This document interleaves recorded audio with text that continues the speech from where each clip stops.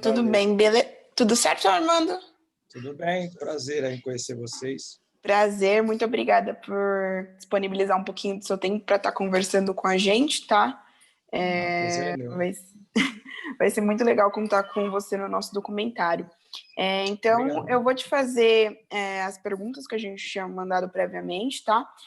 Por conta do áudio, eu vou ficar com o meu microfone desativado, eu e o Matheus, tá? Mas aí, qualquer coisa, se precisar, a gente ativa e volta a se falar, tá bom? Tá bom. Então, iniciando, eu vou pedir para que você se apresente brevemente, fale seu nome, idade, sua profissão e a sua religião. Bem, o meu nome é Armando Taranto Neto, sou militar da Marinha aposentado. Atualmente sou pastor auxiliar na minha igreja, Assembleia de Deus, aqui no município de São Gonçalo, Rio de Janeiro. Casado, tenho 2 filhos, né? 57 anos, O positivo. Bom, mas aí eu sou formado também, sou graduado em teologia, né? Pelo Instituto Bíblico Pentecostal aqui do Rio de Janeiro. Sou graduado também pela Faculdade Evangélica de Brasília, pós-graduado também por lá. Sou também mestre em Sociologia da Religião pela Faculdade Teológica Seminário Unido. Estou fazendo um doutorado agora, estou terminando agora em março, doutorando em ministério na área da teologia também, aqui na Facite. Então, sou da Assembleia de Deus, né, como eu já disse, e atualmente estou atuando como professor, dou aula em seminários, em graduação, pós-graduação, e também na igreja nós atuamos, né, na nossa denominação, na Assembleia de Deus. Talvez vocês que estão de fora, assim, né, não é só a Assembleia de Deus, nós atuamos em várias igrejas, né? Inclusive, o seminário que eu estou fazendo, ele tem um viés assim mais para o lado presbiteriano, né? Que é uma igreja tradicional reformada, né? A Assembleia de Deus é uma igreja pentecostal, tem uma outra confissão, mas somos todos no principal, nas bases, nós temos as mesmas crenças, né? Mesmos princípios. Certo. E você pode explicar resumidamente para a gente quais são os pilares da sua fé? Bom, os pilares da igreja evangélica, da igreja evangélica, elas são baseadas nos pilares cristãos, né? Desde a época de Jesus, ela veio dando prosseguimento na sua história. Lá pelo século 4, 5, ela se oficializou como a religião oficial do Império Romano, né? Através de Teodósio, primeiro com Constantino, depois Teodósio. Depois ela veio prosseguindo com as suas virtudes, com as suas falhas, né? Até que chegamos em 1517, onde houve aquela grande cisma chamada de Reforma Protestante. E dali, então, nós fomos chamados protestantes, porque houve um protesto contra um documento que foi estabelecido, que nós deveríamos seguir. Deveríamos, porque vestindo a camisa deles, né? E então, a partir dali, nós nos desvinculamos da Igreja Católica Apostólica Romana e prosseguimos na nossa jornada de igrejas reformadas ou igrejas protestantes. Nós somos católicos apostólicos evangélicos, não somos católicos apostólicos romanos, né? E isso no século XVI, XVII, XVIII, aí ela foi se ramificando, né? Nós temos aí o movimento dos petistas, temos os movimentos próprios reformistas, mais na frente vão dar origem aos pentecostais, né? Temos vários outros segmentos, até surgiram nos momentos atuais, quando nós temos aí essa gama de igrejas, né? Em princípio, por exemplo, a igreja presbiteriana, a igreja metodista, a igreja wesleyana, metodista wesleyana, a igreja congregacional, a igreja batista. Então, foram todas assim capilares, né, que surgiram lá do início dessa cisma.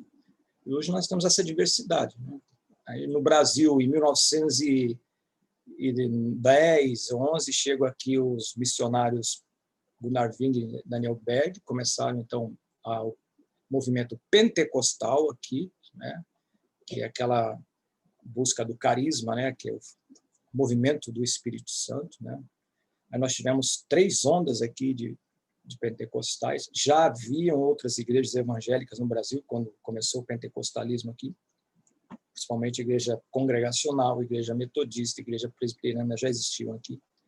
Então, esses missionários batistas, quando vieram para cá, vieram com essa visão da manifestação da carisma do Espírito Santo, não foram aceitos na igreja batista, e eles se reuniram em pequenos grupos, né? Foram se reunindo, esse grupo foi crescendo, começou em Belém do Pará, e hoje nós temos aí a Assembleia de Deus como um dos maiores movimentos evangélicos do mundo, né?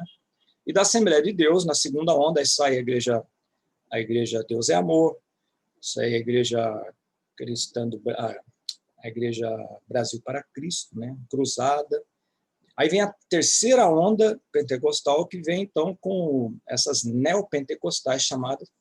Nós temos essa Igreja Universal do Reino de Deus, da Universal saiu essa Internacional do Poder de Deus, depois tem aquela do Agenodu, que são as igrejas que já estão bem distanciadas do princípio, né?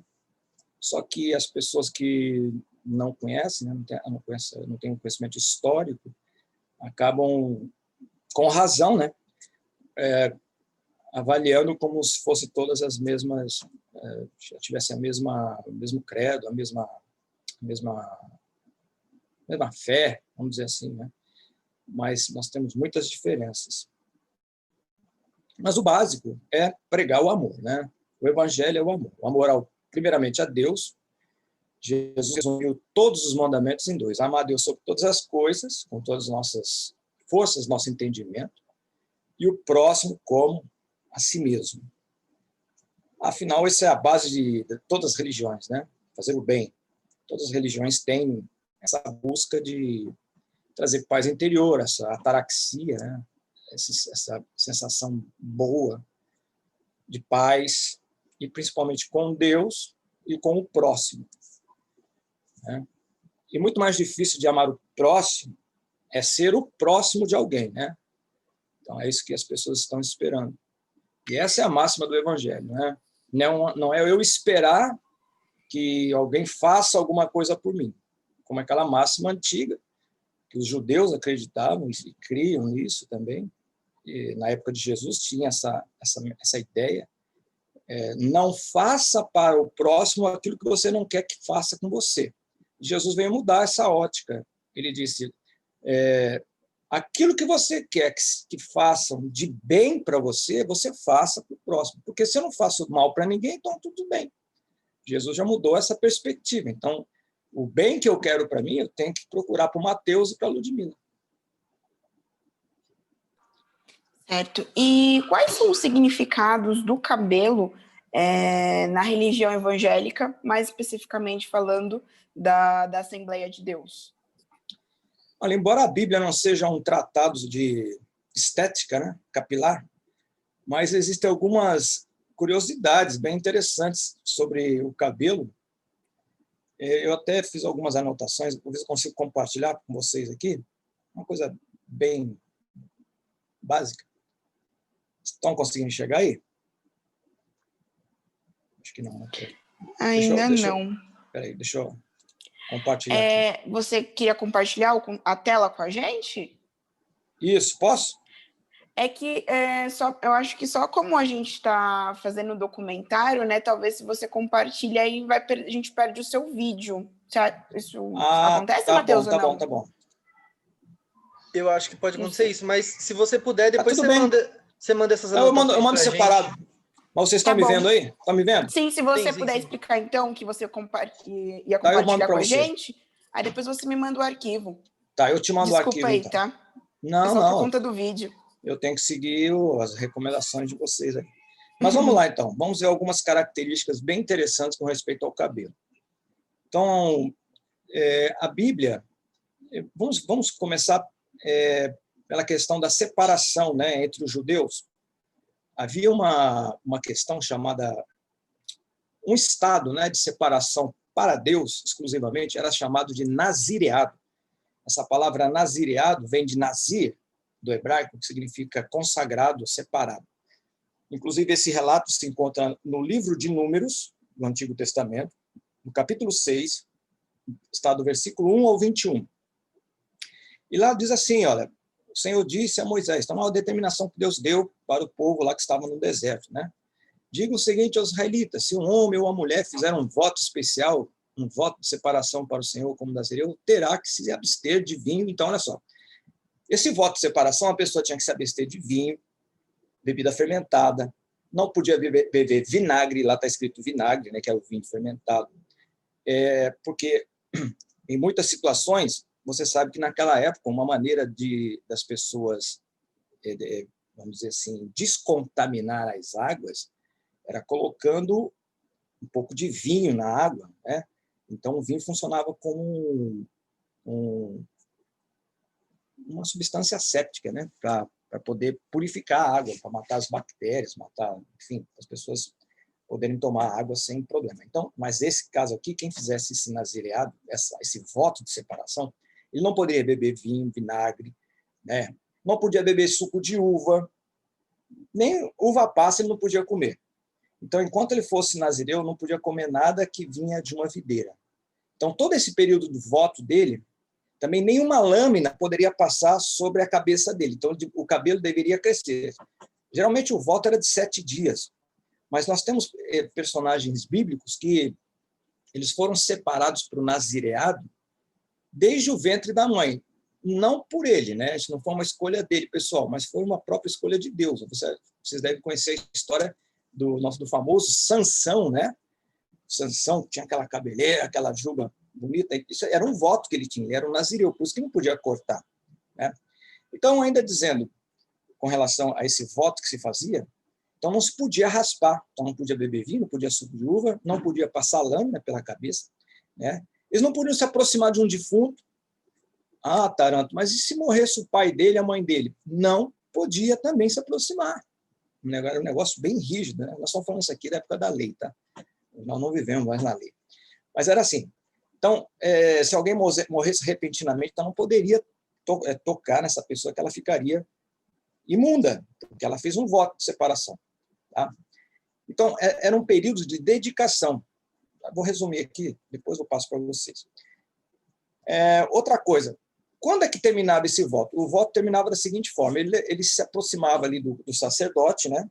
Tinha um sacerdote que era o líder espiritual responsável por fazer esse ritual e por fazer esse voto, né? O voto era feito na presença desse líder espiritual. E a entrega, o encerramento desse voto também era feito diante do sacerdote. O sacerdote ele tinha aquele vínculo entre os homens e Deus, né? O profeta era um canal invertido. O profeta recebia de Deus e mandava a palavra para os homens. Mas o sacerdote recebia as ofertas e mandava para Deus. Então, no dia que ele entregasse o voto, vamos supor, ele cumpriu 7 dias sem beber vinho, sem beber suco de uva, sem se contaminar com o defunto, e o cabelo cresceu, 7 dias não vai crescer tanto assim, mas cresce, não poderia cortar. Aí ele vai diante do sacerdote, o sacerdote então, rasparia juntamente com ele aquele cabelo, ele ofereceria um sacrifício, seu sacrifício seria queimado no altar, e o cabelo dele que ele cortou seria queimado junto lá. Então, o cabelo ali tem um significado, vamos dizer assim, aí nesse caso aqui específico, é um caso de entrega de um voto que a pessoa faz, uma separação momentânea para Deus. Então, essa primeira perspectiva é uma perspectiva de voto, o cabelo, como um símbolo de voto. Outra curiosidade com relação a cabelo, né, na Bíblia. A Bíblia fala que teve um casal, né? Vocês já devem ter ouvido falar, do Isaac e da Rebeca, Abraão, né? O Isaac era filho de Abraão. E esse Isaac, ele se casou, e a esposa dele ficou grávida de gêmeos. E esses meninos, desde o ventre, já viviam em conflito, né? É interessante isso. E é interessante que quando nasceu o primeiro, que foi o Esaú, ela estava grávida de Esaú e de Jacó. Quando a parteira tirou o primeiro, estava tentando tirar o primeiro menino, ela percebeu que estava havendo uma dificuldade para a criança sair. Né? Isso está registrado na Bíblia, está lá no livro de Gênesis, capítulo 25. Né? E é interessante, a Bíblia diz que quando ela puxou esse menininho, ele nasceu vermelho, todo peludo. Olha aí a questão do cabelo, né? Era o Esaú. Tanto é que o nome Exaú ou Esaú significa ruivo ou cabeludo, né? E só que quando a parteira puxou o Esaú, o irmãozinho mais novo estava segurando no calcanhar do próprio irmão. Imagina, um bebê recém-nascido fazendo uma coisa dessa. E é por isso que, a partir dali, o Jacó passou a se chamar Jacob, né? Que Jacob ou Jacob, no hebraico, significa calcanhar. Então, porque ele veio segurando. Mas o foco a luz eu quero colocar aqui no Esaú, né? Que ele nasceu cabeludo e ruivo. Tanto é que o nome dele significa vermelho por causa disso. Temos o Sansão, que nós falamos aqui, né? Que foi um voto de Nazireu que Deus determinou que se fizesse. E quando ele... ninguém sabia de onde vinha a força de Sansão, né? E ele nunca tinha passado navalha na cabeça dele. Imagine um rapaz já com quase 30 anos. A perspectiva de vida naquela época não era como hoje, que chega a 70, 80 anos. Né? Naquela época, uma pessoa que chegasse a 40 anos já estava bem vivida. Né? Claro que nós temos aí exemplos de homens que passaram de 100 anos, caso de Abraão, 120, Moisés, mas o normal não era assim. Né? Então, o Sansão mesmo, quando a Dalila queria saber de onde vinha a força dele, aí tem aquela história, deve ter uma novela recente aí, que ela então engana o Sansão, né? Coloca ele no colo dela, e ela começa, você não vai me contar de onde vem sua força? Me conta, né? Que ela fazia parte dos filisteus, que eram os inimigos que queriam prender a Sansão, mas não conseguiam por causa da força. E ele disse, olha, eu sou um nazireu, ele diz isso, né? Está lá no livro de Juízes, capítulo 16, versículo 17. Por isso lhe contou o segredo, jamais se passou navalha em minha cabeça, disse ele, pois eu sou nazireu desde o ventre materno. Se fosse raspado o cabelo da minha cabeça, minha força se afastaria de mim e eu ficaria tão fraco quanto qualquer outro homem. É bem verdade que o cabelo ali é um símbolo, né? É um símbolo. Não que a força dele estivesse no cabelo, mas a força de Sansão estaria na obediência. Como ele foi desobediente, mas está personificado ali no cabelo. Na Bíblia também, cabelo, raspar a cabeça ou cortar o cabelo, raspar, né, deixar a cabeça nua, também era uma demonstração de luto. Onde que eu vejo isso? No livro do profeta Jeremias, capítulo 48, do versículo 36 ao 38. E diz assim lá, por este motivo meu coração está em prantos por Moabe, como os pífaros, como o som triste da flauta dos pranteadores. Lamenta-se pelos moradores de Kir-Eres. Ora, toda a riqueza que acumulam se esvaiu. Toda a cabeça foi rapada e toda a barba cortada. Todas as mãos estão repletas de escoriações e incisões, e toda a cintura foi coberta com veste de luto e lamento. Então, aqui, o ato de raspar a cabeça, associado, então, com luto. Nós temos um profeta na Bíblia, também está no segundo livro dos Reis, chamado Eliseu, que ele foi um aluno do outro profeta Elias. E quando esse Elias foi arrebatado, a Bíblia diz que ele foi arrebatado aos céus, né? Esse Eliseu, então, ele entrou num processo de luto. E ele andava com a cabeça raspada. E tem um episódio bem interessante, que chegaram os jovens adolescentes e começaram a zombar dele pelo fato de ele estar careca. E começaram a dizer, sobe careca, sobe também, porque o Elias foi arrebatado. Eles disseram, né? Afrontando, fazendo uma ironia com Eliseu, sabendo que ele era um discípulo do Elias. Você não vai subir também? Não, careca, sobe careca. E a Bíblia diz que ele amaldiçoou aqueles rapazes e saíram 2 ursas e mataram vários daqueles moços, daqueles meninos. Né? Enfim. Outra coisa, o sacerdote, eu falei para vocês que o sacerdote era aquele personagem que era o vínculo, né? Era o link, era o canal de ligação entre os homens e Deus. Lá no livro de Levíticos, nós estamos falando aqui que quando a pessoa morria, ele tinha que cortar o cabelo, alguns rasgavam as roupas, se vestia de cinza, jogava cinza também, né, sobre a cabeça. Eram vários tipos de manifestação de luto e de tristeza. Mas o sacerdote, ele não poderia raspar a cabeça. lá no livro de Levíticos, capítulo 21, versículo 5, lá está escrito: não farão calva em sua cabeça, nem sua barba rasparão, e em sua carne não farão incisão. Então, veja que enquanto era permitido aos mortais, né, cumprirem esse voto, esse cerimonial de demonstração de luto, o sacerdote, como era esse link, esse vínculo entre os homens e Deus, ele não poderia demonstrar essa tristeza. Tem até um episódio bem interessante do sumo sacerdote Arão, que era o irmão de Moisés, que ele teve 2 filhos, um se chamava Nadab e outro se chamava Abiú, e eles ofereceram fogo estranho ao Senhor, e a Bíblia diz que caiu fogo e matou os 2, né? A tradição judaica diz que eles foram consumidos de dentro para fora.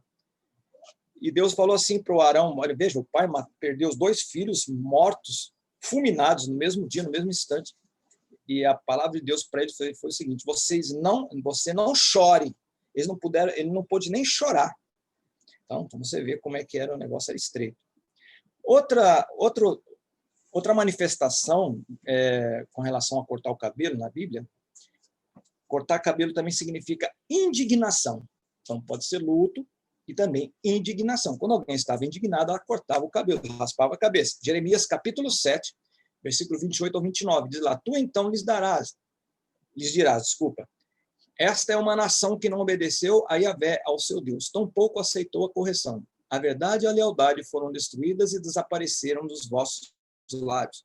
Corta os teus cabelos consagrados e lança-os fora. Entoa sobre os montes estéreis uma lamentação, porquanto Yahvé rejeitou e abandonou essa geração que provocou a sua ira. Então veja aqui que Deus está mandando o Jeremias cortar o cabelo em sinal de indignação com os pecados de Israel. Outra curiosidade com respeito a cabelo: vocês já ouviram falar do jovem Davi, né? O rei Davi, teve até uma novela recentemente sobre Davi. Davi, imagina uma sociedade semita, né? Que a etnia dos judeus é uma etnia assim morena, bem morena, até negros, né? Também. Nós temos aí exemplos de judeus negros. Nós temos os etíopes, hoje os falachas, chamados de falachas, né? Diferentemente de muita gente acha, nós temos muitos negros que são judeus. Nós temos muitos pais da igreja que foram negros, né? Então, isso é importante numa cultura que nós estamos vivendo aí, de segregação e de exclusão, né? Como que os negros têm a sua projeção na história da Bíblia, né? Então, Davi, ele era um rapaz que a Bíblia diz que ele foi chamado rei, né? Mas antes dele ser escolhido como rei, olha só, está lá no primeiro livro de Samuel, capítulo 16, versículo 12, Jessé mandou chamá-lo. Aí olha as características de Davi, né? Jessé é o pai dele. Ele era ruivo, de belos olhos, saudável e admirável aparência. Então, Davi, numa sociedade que todo mundo era moreno, ele era ruivo. E talvez tenha sido esse motivo aí que ele fosse desprezado pelos irmãos. Ele era ruivo. Todo ruivo tem sardas, né? Então, numa sociedade completamente diferente, ele tinha um cabelo cor de fogo. E ele teve um filho, como está passado o tempo, ele teve um filho que se chamou Absalão, que esse Absalão veio a usurpar o trono do próprio pai. E lá no segundo livro de Samuel, capítulo 14, versículo 25, 27, esse Absalão, de vez em quando, ele cortava o cabelo. E tem uma curiosidade com respeito ao cabelo desse Absalão. Olha que diz lá: em todo Israel não havia ninguém que fosse tão belo como Absalão. Então, o Absalão era um rapaz bonito, formoso, né? Devia ser, no nosso conceito hoje de beleza, devia ser aquele frequentador de academia, filho de rei, andava bem vestido, cavalo branco. Só que tinha um detalhe, né? Ao qual podiam fazer muitos elogios. Da planta dos pés ao alto da cabeça, ele era sem defeito. Quando cortava o cabelo, preste atenção, Mateus e Ludmila, quando Absalão cortava o cabelo no fim de cada ano, então ele deixava o cabelo crescer todo ano. Então, quando ele raspava no fim de cada ano, ele costumava cortá-lo, e ele pegava aquele cabelo e ele ia pesar, né? Depois que ele cortava. E a Bíblia diz aqui, ele pesava, o seu peso era de 200 ciclos pelo peso do rei. Eu fiz os cálculos aqui para você entender quanto é que davam 200 ciclos. Um ciclo real é mais ou menos 11,4 gramas. Então, 200 ciclos dá 2.280 gramas. O cabelo do Absalão, filho de Davi, pesava 2,3 kg. Era muito cabelo mesmo. Muito cabelo, né? Claro que devia ter tranças ali, né? Dread, quem sabe, eu não sei. Era costume os reis fazerem dreads no cabelo, né? Sabe disso? Faziam. Era costume. No Oriente era. Então, Absalão, inclusive, ele morreu. Ele foi perseguido pelos os soldados de Davi, e Davi deu uma ordem para não matar o filho dele, que amava o filho dele. Qual pai que não ama o filho, né? E a Bíblia vai dizer, lá no segundo livro de Samuel, capítulo 18, diz lá, de repente, Absalão se encontrou com alguns dos soldados de Davi. Absalão ia montado numa mula e, ao passar por baixo de um grande carvalho, a sua cabeça ficou presa nos galhos. Agora, imagina uma cabeleira daquela, ficou presa nos galhos com espinhos, segundo alguns contam, né? E ele ficou preso, aí veio o general, deu 3 lançadas nele, e depois vieram os outros soldados, mais 10 soldados acabaram de matar o Absalão. Outro momento em que se cortava ou se raspava os pelos do corpo e também o cabelo da cabeça. Era numa suspeita de lepra. Isso está em Levíticos, capítulo 14, versículo 19. Diz lá, no último dia, rapará todos os seus pelos, o cabelo, a barba, as sobrancelhas e o restante dos pelos. Lavará suas roupas e banhará o corpo com água, então ficará puro. Então, a pessoa, quando tinha suspeita de lepra, ela era levada ao sacerdote. Então, veja que o sacerdote, a responsabilidade que esse homem tinha. Ele verificava a pele, se tinha... geralmente, a lepra começa com uma manchinha branca, indolor, e ela vai se alastrando, e a pessoa ela começa a se decompor, ela vai perdendo as partes periféricas do corpo, né? Os membros, orelha, nariz, e aquilo vai corroendo a pessoa. Hoje, meio que tem cura, né? Segundo, acho que tem cura hoje a lepra, né? Mas é uma doença terrível ainda hoje. Eu me lembro, quando era criança, a gente via reportagem de leprosários, né? Hoje não se vê mais. Graças a Deus, a ciência já evoluiu bastante, quase não se ouve falar. Mas não que ainda não exista, tá? Ainda existem algumas pessoas que aparecem com lepra. Então, naquela época, se fosse identificado uma suspeita, ela apresentava ao sacerdote, o sacerdote mandava, então, que ela raspasse o corpo, todos os pelos, sobrancelha, a pessoa ficava realmente na pele mesmo. Esperava-se 7 dias, se aquela lepra sumisse, aí ela se banhava, né?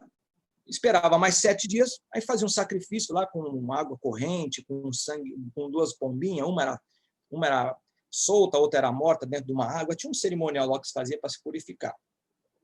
Agora, caso a pessoa fosse identificada com lepra, ela ia ficar separada, né? E ela ia passar por um momento triste. Se não fosse a bondade e a misericórdia de Deus, ela morreria ali leprosa, né?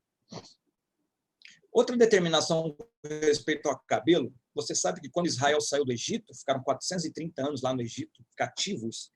Quando eles saíram para a Terra Prometida, assim que eles adentraram a Terra Prometida, Deus deu algumas ordens. E uma das ordens, é bem interessante isso, que o Senhor determinou que eles não cortassem os cabelos da cabeça como os povos cananeus cortavam lá.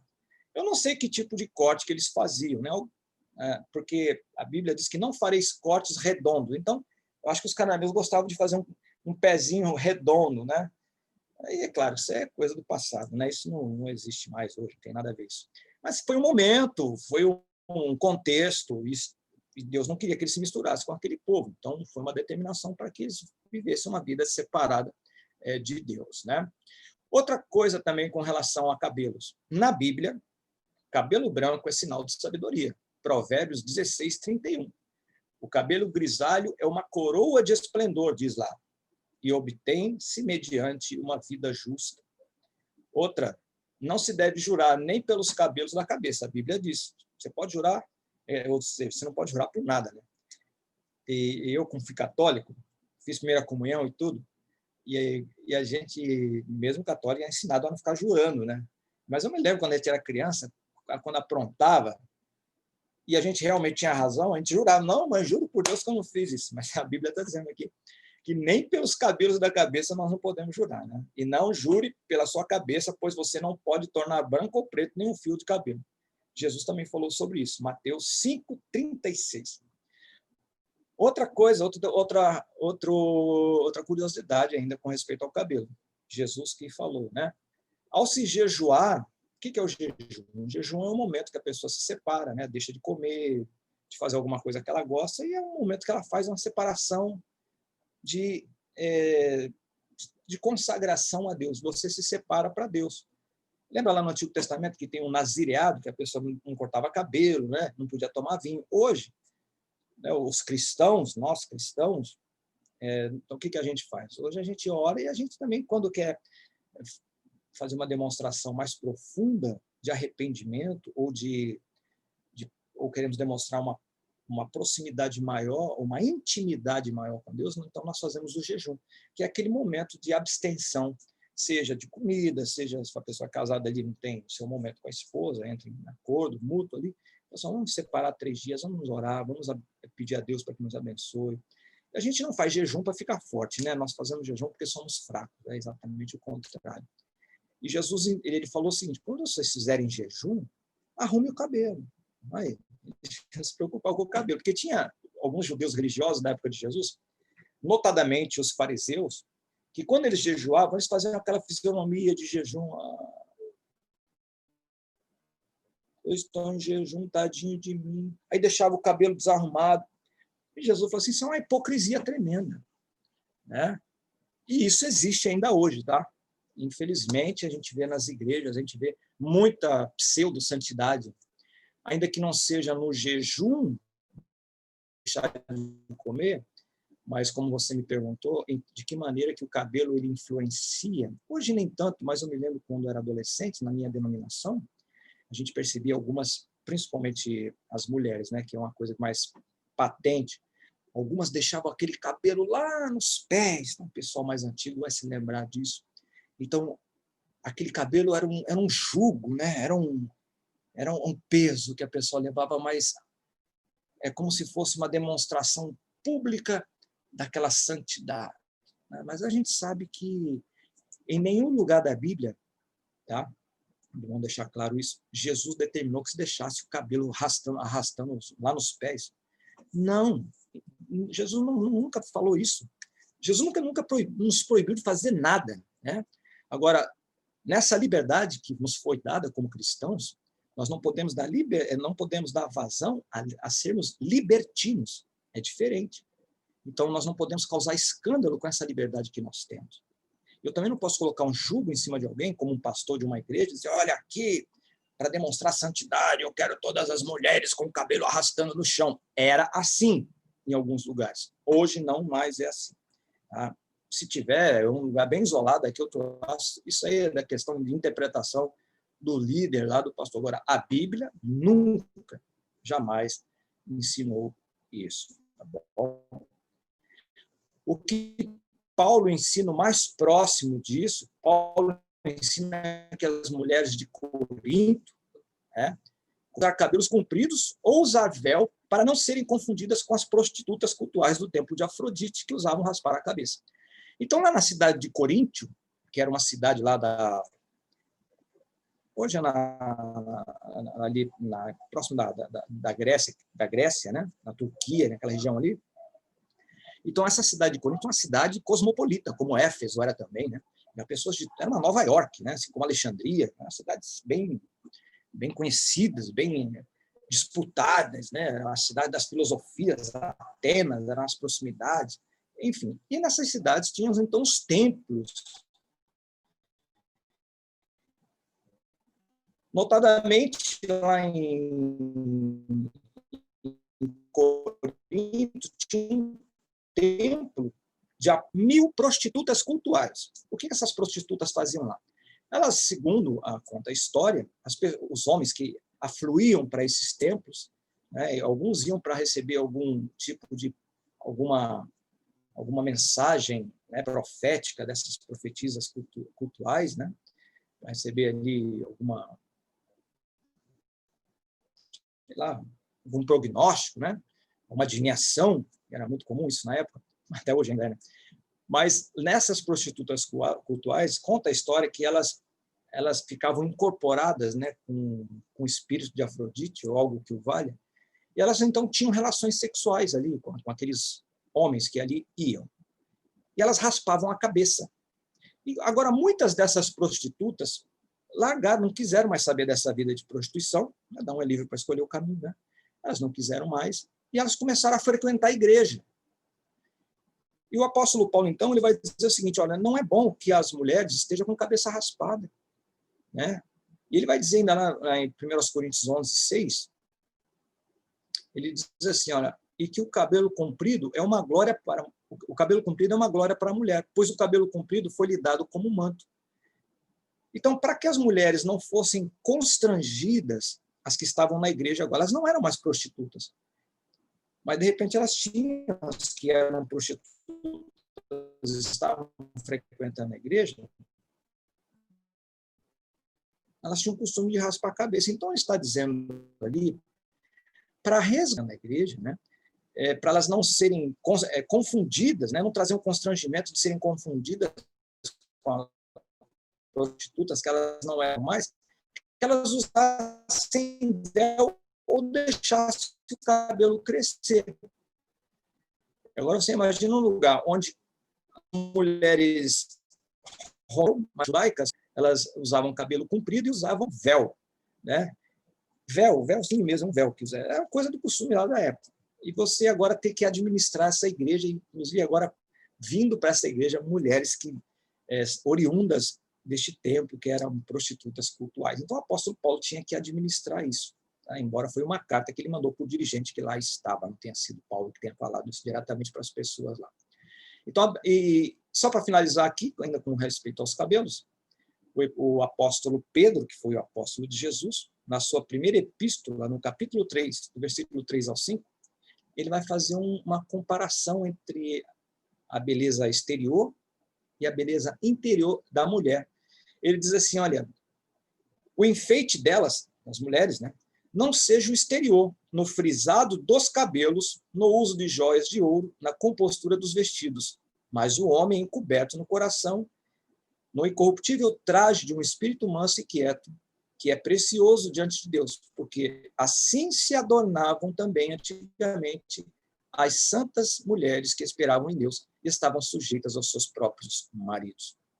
E Jesus também nos diz que ele nos conhece tão profundamente que sabe quantos fios de cabelo nós temos na nossa cabeça, né? Ele diz aqui, mas até os cabelos da vossa cabeça estão todos contados, não temais, pois mais valei vós do que muitos passarinhos.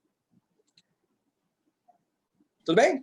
Acho que tem bastante informação sobre cabelo aí. Não, sim, é muito interessante, né? Porque a gente não imagina que tem essa riqueza de detalhes, né, de significados, né, com relação ao cabelo, já detalhado na Bíblia, né, você explicando para a gente com os trechos, os versículos certinhos, foi muito bom, muito bom. E aí, continuando as perguntas, agora falando mais da visão sociológica, como você enxerga a relação do cabelo e a religião, e como ela pode afetar as pessoas, não só falando da questão evangélica, mas das religiões no geral? Olha, nós temos, nós vimos aí uma perspectiva judaica, né, com relação ao raspar a cabeça, mas nós temos o budismo também se raspa a cabeça, né? Nós temos o Hare Krishna, eles raspam e deixam um rabinho de cavalo, né, atrás, e outras ramificações.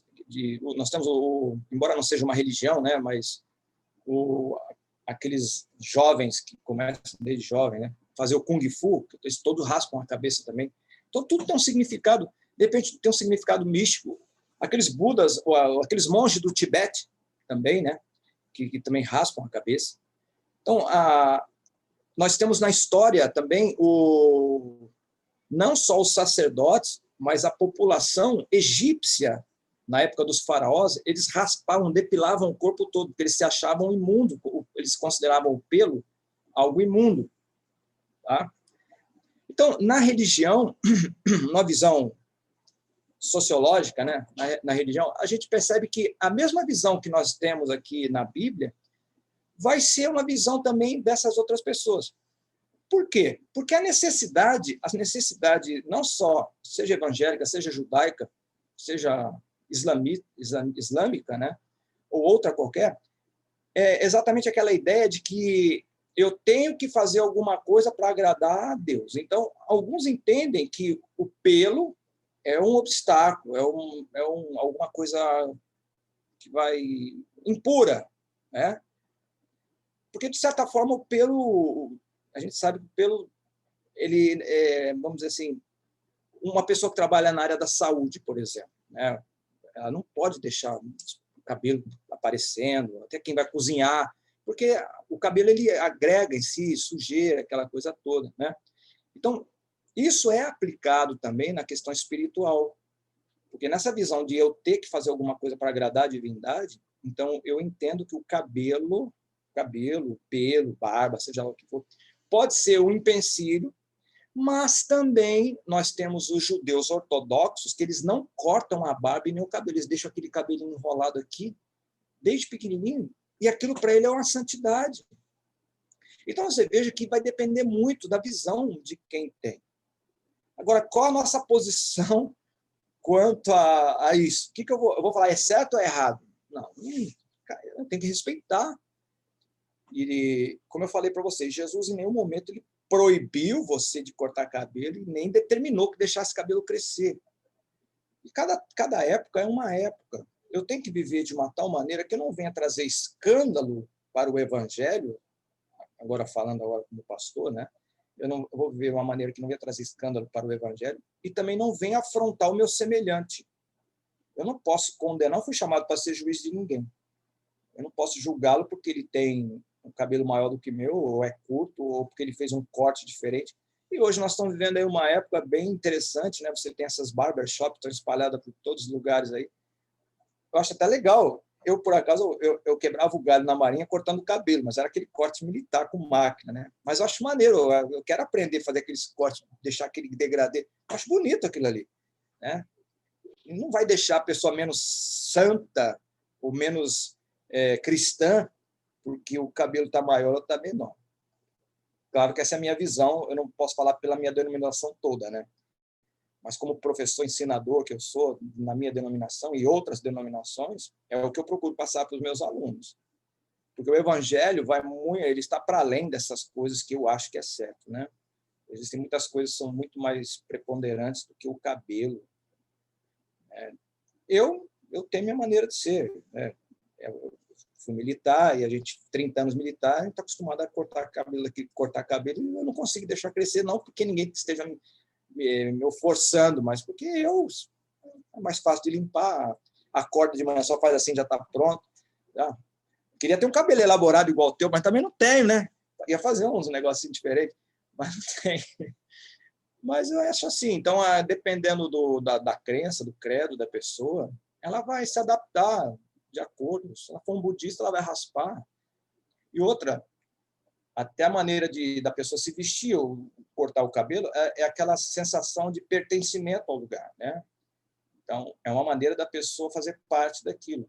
Então, e é interessante que ela não é oprimida a fazer aquilo. Então, a partir do momento que ela quer seguir, ela quer ser um budista, quer fazer Kung Fu, então ela vai para aquela reunião, pode ter um cabelão assim, mas ele vai ver aquele monte de gente de cabeça raspada, ele vai fazer, pô, acho que eu estou errado aqui nesse negócio. A primeira providência dele vai ser cortar o cabelo, né? Para fazer parte, para se sentir parte de lá também. Eu acredito que assim também é nos movimentos, né? Nos movimentos religiosos. Isso é uma coisa que você não deve impor. A pessoa deve se sentir bem. Né? Eu vou chegar no lugar, vou ver como é que as pessoas se vestem, como elas falam, como elas se portam. Eu vou procurar me adaptar da maneira. Seja até com roupa, com o meu cabelo, seja lá do jeito que for. Certo, é muito legal. Se você pudesse definir cabelo em uma palavra, qual que você escolheria? Cabelo em uma palavra? Olha, para muitos é identidade, né? Tem pessoas que você olha, como eu falei aqui, né? Você olha, você, pô, esse camarada, o cabelo dele, para ser assim, acho que nós que somos militares, só de olhar você já sabe se o camarada é militar. Claro, tem muitas outras coisas para falar. que se ele é militar, vão denunciar se ele é militar ou não, mas o cabelo denuncia. Um budista denuncia que ele é, né? Um roqueiro também, eu posso saber, embora não seja uma religião, mas então é uma identidade, o cabelo acaba sendo uma identidade, né? Até entre o cabelo negro, né? Não sei onde foi que eu vi, vocês devem ter feito essa pesquisa, até os tipos de penteado que as africanas faziam, as escravas, era uma mensagem que se passava, né? Eu achei isso tremendo. Então, tinha uma mensagem no cabelo, nas tranças, né? Então, você vê, um cabelo é algo assim tremendo mesmo. Então, não é à toa que no nazireado o cabelo tinha que ser reservado e depois queimado junto com a oferta, né? Então, a oferta era aquela entrega. Então, além de entregar a oferta, ele entregava o cabelo como se fosse uma parte dele que está sendo queimada também. Coisa bem profunda mesmo, né? Uhum, sim, exatamente. E aí, para finalizar, tem mais alguma coisa que você gostaria de comentar sobre o tema, alguma curiosidade, alguma história que você acha que pode estar contribuindo para o nosso documentário com relação ao cabelo e à religião? Não, eu só queria, não sei quem vai ouvir, quem vai assistir esse vídeo, né? Mas essa visão, realmente nós temos uma carga do passado aí muito forte, negativa com relação, principalmente eu sou da Assembleia de Deus, né? Com relação às pessoas serem avaliadas pelo cabelo. Nós acabamos de ler aqui que o apóstolo Pedro disse que não seja a beleza da mulher o frisado no cabelo. Então, você veja que é uma escritura que já foi deixada aqui há 2000 anos atrás. Então, se tivessem feito uma interpretação melhor, saberiam muito bem que, muito mais do que deixar cabelo crescer ou usar terno, porque, de repente, meu cabelo, o meu jugo não é o cabelo, mas é o terno, é uma gravata, que também identifica um grupo, né? Então, hoje em dia não é mais assim, né? Então, hoje nós estamos muito mais... Eu acho que a ficha caiu de muitos líderes a saber que é impossível você transformar uma pessoa de fora para dentro. Então, se você não conseguir alcançar uma transformação que venha de dentro para fora, o que você vai fazer é somente travestir uma pessoa de religioso. Então, nós temos que deixar a pessoa livre, deixar o evangelho mudar essa pessoa. Porque quem tem essa obrigação, não é? Mas que essa autorização para mudar a pessoa não é o líder religioso. No nosso caso aqui, é o Espírito Santo de Deus. Uma vez que a pessoa entende a mensagem, ela se compenetra das suas responsabilidades, do que ela foi chamada para ser, né? Amar Deus sobre todas as coisas e o próximo como a si mesmo. Então, quando ela começa a entender isso aí, ela vai ver que o evangelho é muito mais do que usar um cabelo comprido, um terno, uma gravata, ou andar com a Bíblia debaixo do braço. Perfeito. Matheus, você tem alguma pergunta, algum comentário? Não. Então tá bom, então. Então, Armando, eu queria agradecer mais uma vez pela entrevista, foi muito legal o conteúdo que você pôde compartilhar com a gente. E Obrigado. assim que estiver pronto, a gente te encaminha. E também, depois, se você puder encaminhar aquela apresentação para a gente também consegue usar como base para montar o documentário. Tudo bem. Qual o curso que vocês estão fazendo mesmo? Jornalismo. Jornalismo, legal. Isso. Vocês são de São Paulo? Sim. Eu também. É? Eu sou da Barra Funda. Sim. Morei na Barão de Limeira, morei na Eduardo Prado. Uhum. A gente estuda no Butantã. Eu sou de Cotia, que eu sou de Guarulhos, São Paulo. E o Matheus tá do outro lado, né? Meu irmão mora em Guarulhos também. É longe, um prazer, agradecer vocês, né? No meio daquela gama de pessoas lá, você escolheram o menor, né? Obrigado. É isso. Foi um prazer conversar com você. Foi um prazer, viu? Obrigado. Tchau, independentemente aí de qualquer coisa, quando precisar, quiser conversar com a gente, estamos disponíveis aí. Deus abençoe vocês. Então.